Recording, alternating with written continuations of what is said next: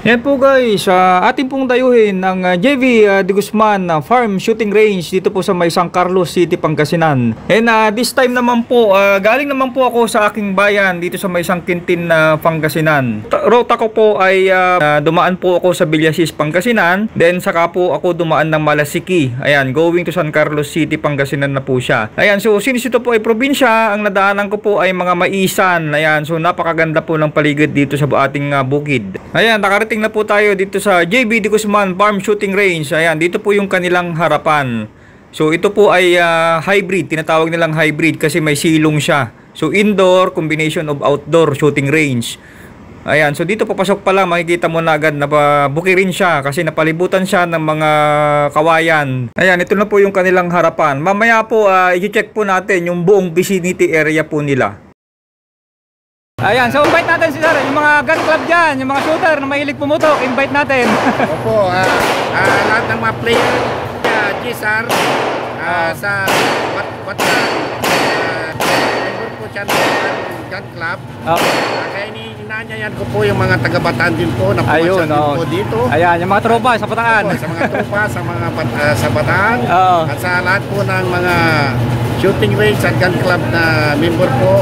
Very welcome po kayong pumasyal sa JV De Guzman Farm Shooting Range. Ayan, oo. Good luck! Ano mo pangalan niya, Sir? Ako po si ako yung matchmaster dito kay JV De Guzman. Ako po si Robert Lanusa.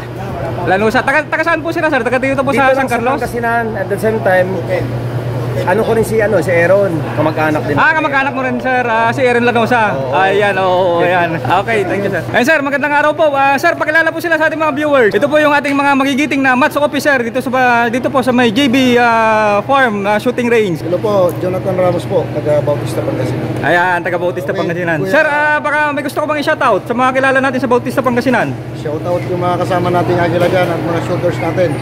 Yun lang po, good morning. Ayan, isa naman, si Sir. Good morning, Kuya Baste, ang MO Area District Manager. Ayun, oo. Taga saan po sila, Sir? Umingan tayo, Umingan. Ayan, okay. Nandito ako kasi ngayon, nagbablog, may palaro dito sa Pangasinan, so nagkataon na yan. Puro kami Ilocano, ayan. Shoutout, Sir, shoutout. Shoutout, baka magusto. Ayan, thank you, Sir, thank you po, thank you.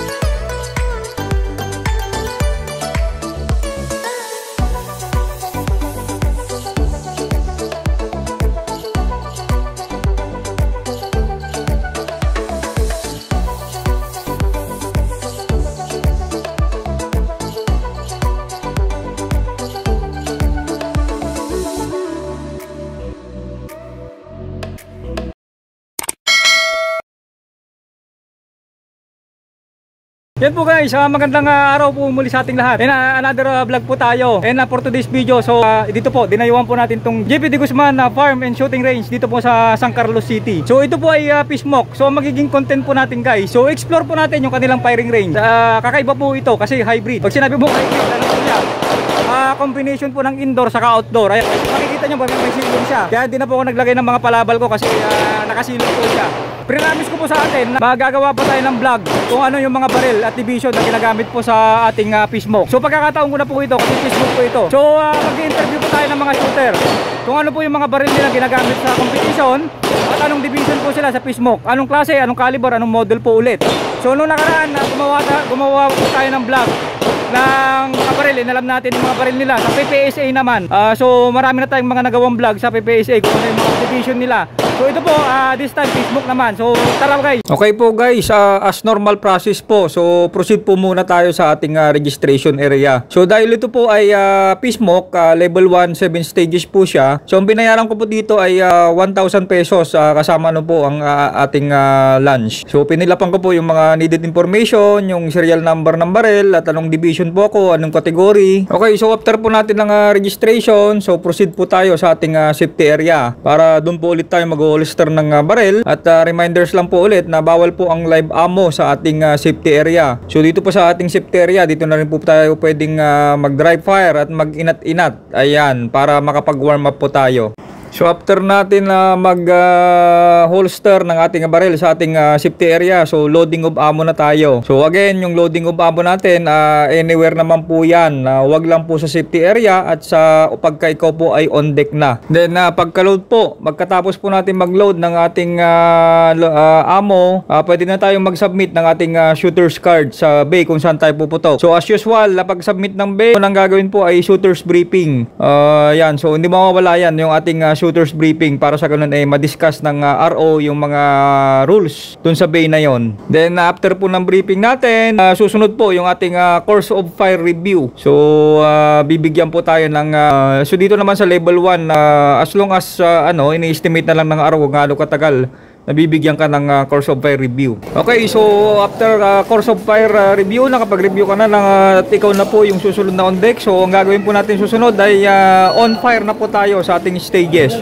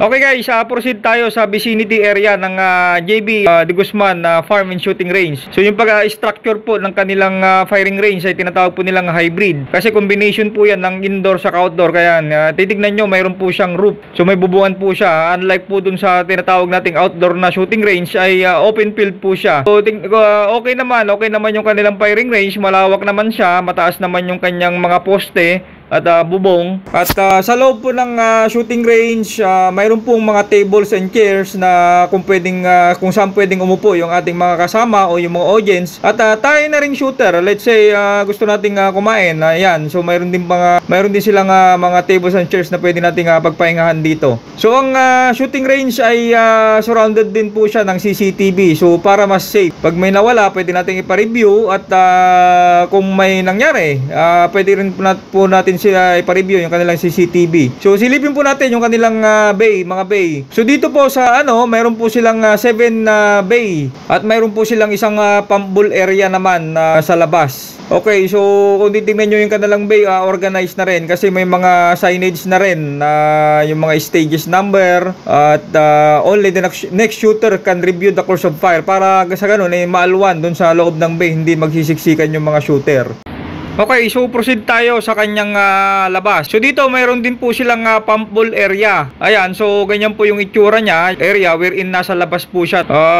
Since ito po ay bukid, nasa gitna po siya ng bukid, so napapalibutan po siya ng maisan, saka mga kawayan. Ayan, so yung kanyang area, ayan, kung titignan nyo po yung ating drone shot, malawak po siya. Yung kanyang parking ay malawak po siya. Malawak po yung kanyang mga parking.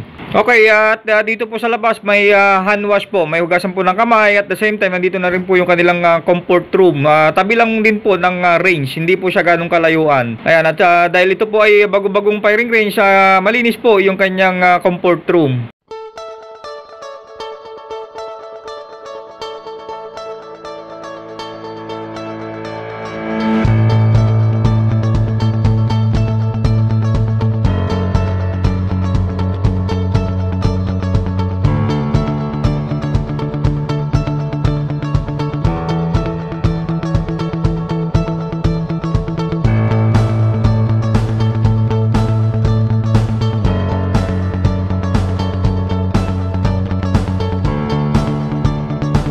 Okay guys, proceed tayo sa shooters interview. So alamin natin yung mga baril nila, kung ano yung ginagamit nilang pang competition dito sa ating PSMOK division. So umpisahan po natin yung division ng stock high cap. So bago po natin interviewin, bago po natin i-play yung na-interview natin siya during dun sa ating competition ng PSMOK. So dahil siya po ay stock high cap, i-discuss muna natin yung mga baril na pwedeng gamitin sa ating stock high cap. So umpisahan po natin yung ating Metro Arm. Ayan po yung model ng ating Metro Arm na pwedeng bilhin para pumasok dun sa ating stock high cap ng ating PSMOK. 3011, caliber 40 po siya. Ang model niya po ay Mac 3011 SLD. Okay, so ito naman po yung ating pangalawa.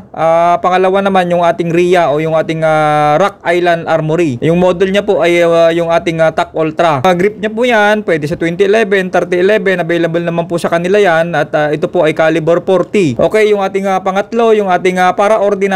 Yung para ordinance ay 2011 din po yung kanyang grip at caliber 40 po siya. Then yung ating pang-apat, yung ating Caspian. So yung Caspian po 2011 po yung kanyang grip. Ayan, then yung ating pang-lima ay yung ating STI. So ang STI po ay ang available lang po sa kanya right now. Ang alam ko, pagkakalam ko ay 2011. Ayan, so caliber 40 po siya. So yung ating pang-anim, yan po yung Infinity. 2011 po siya na caliber 40. So itong Infinity na to na-order kay Trueweight. So sa Gansyo ng Mega Mall, buo na po siya na pwede mong i-purchase at the same time pwedeng ipa-assemble po kay Trueweight. Okay, so yung ating pang-pito na example, ito po yung ating Metrillo, yung MGC natin. So Metrillo Gun Corporation, yan po yung mga pwedeng pagpilian sa kanilang stock high cap. Yan, so mayroon po silang ito po lahat ay Pastigious. So Pastigious, ang model niya po ay mayroon siyang special custom, limited series, Pulgar edition at yung ating The Master at yung ating bagong gawa na Grandmaster. Ayan, for more details, pagka gusto nyo magtanong, proceed po kayo sa ating MGC. Nasa-search naman po sila sa Facebook at pwede pong kunin yung contact number nila doon for more details. Ayan po guys, kasama po natin yung may-ari po ng JB De Guzman Farm Shooting Range dito po sa dinayuan natin sa San Carlos City. Interviewin natin siya. Sir, pakilala naman po sila sa ating mga viewers. Magandang umaga po. Si Joel Baronzo De Guzman, ang may-ari sa barangay Nagilayan, San Carlos City, Pangasinan. Ito po yung unahang hybrid na shooting range. Meron po siya para indoor, pwede rin sa outdoor. Para convenient po yung mga shooters natin. Hindi po mainit at kahit sa tag-ulan po ay pwede po tayong maglaro. Oo, yan, pwede kahit umuulan, kahit bumabagyo sir, kasi may silaw, nakita naman natin. Diretso po, pati yung waiting area, may saka mismo yung shooting range natin ay mayroon po siyang bubong, kaya pwede po tayong kahit kahit mainit po yung... Saka ano po siya, accessible po siya sir, ano po ba siya, malapit lang po siya sa highway, hindi po ganun kalaliman. Opo, accessible po masyado. Malapit din po kami sa Provincial Hospital ng Bulingit, San Carlos. Ayan. Sir, so ito po ay Pismuk po yung palaro natin. Pag-discuss naman sir, yung gamit nating barrel sa practical shooting competition. Anong division po kayo sa Pismuk sir? Ang ginagamit po namin mga handgun. Sir, anong model po yan sir? Yung STI 2011. ano pong caliber? 40 po? Caliber 40 po. Ayan, sa ano po, sa Pismuk sir, anong division po? Stock high cap po, no? Stock high cap. Oo, ng Pismuk. Pismuk po. Ayan, oh. Kayo. Okay, sir, maraming salamat po sa pagpapaunlak ng ating vlog interview. Maraming salamat po. Thank you very much. Ayan.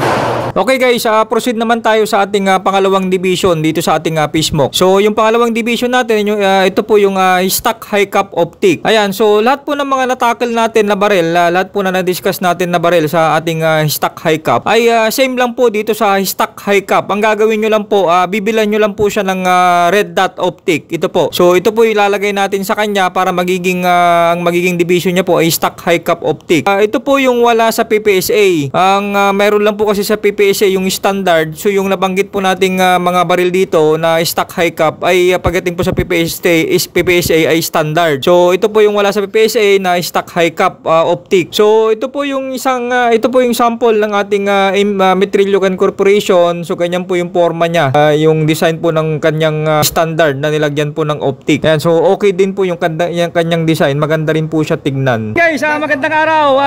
Kasama po natin isang shooter dito sa ating dinayuhan dito sa JB De Guzman Shooting Farm. Pero bago po yan, sir, pakilala muna sila sa ating mga viewers. Pangalan ko Sir, ano pong ginagamit nyo sa ano pong ginagamit nyo? 9mm caliber. Caliber 9mm po ito. Caliber 9mm. 9mm. Oo. Stock high cap, ano po siya sir? Stock high cap. Meron siyang optic. Okay, sir, baka may gusto po kayo shoutout sa mga kakilala nyo. Yung pwesto mo, sir, shoutout mo. Meron akong shop, gun store sa Santa Barbara along the highway.